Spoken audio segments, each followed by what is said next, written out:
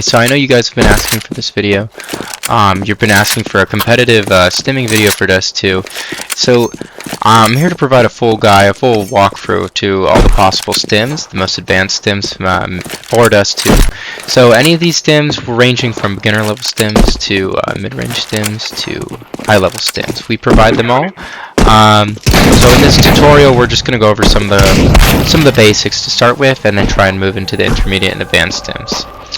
Okay, so starting with is the classic knife stim.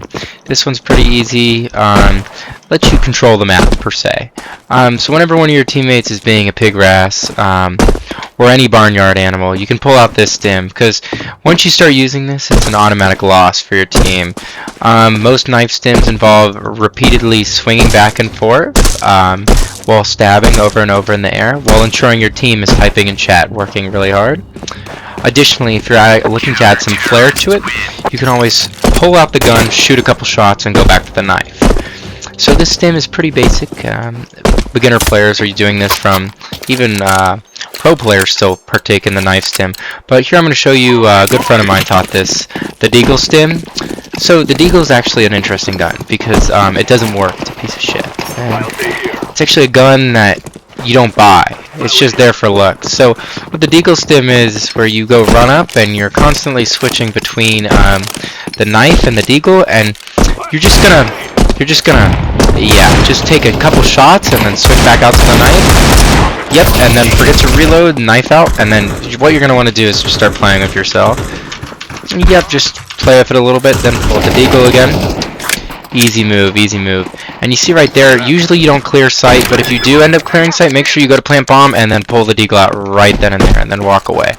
Walking away is crucial to finishing the stim. I know it's a bit intermediate, because most beginner players will actually start planting the bomb, but what you want to do is rush down the team with the Deagle, and then switch to knife, and then you're just gonna want to,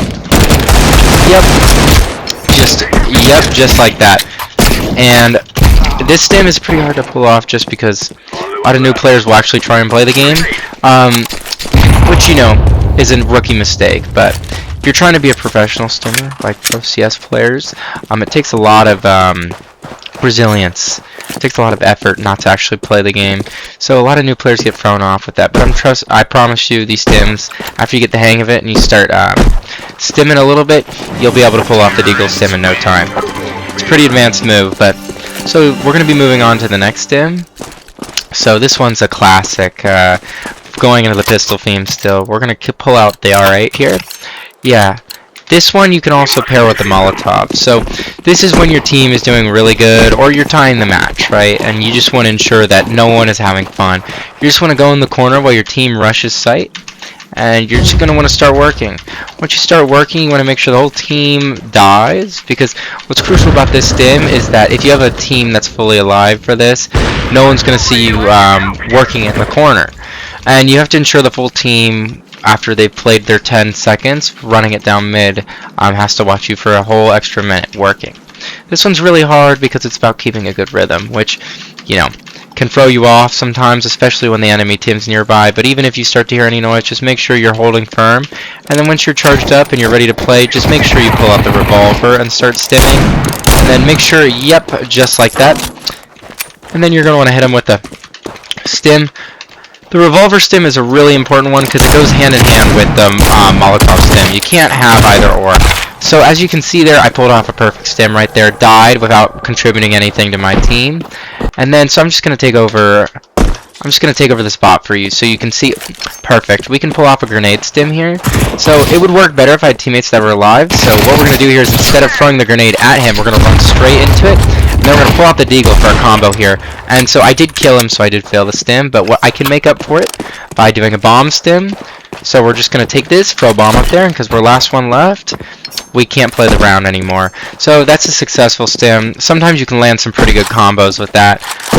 Landing some pretty good stim combos, which lead to a pretty good overall hatred for chat. If you want, you can also finish it off with a KYS, just to ensure a full roundabout stim, showing the other team that you really aren't here to play, you're just here to ruin everyone's day.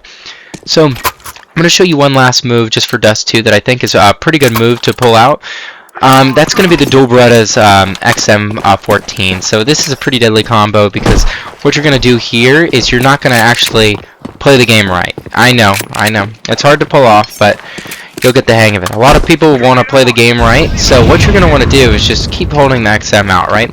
And then because you're in an area type meant for a shotgun, you're just going to wait here until you find an enemy close enough that you can finish the job with.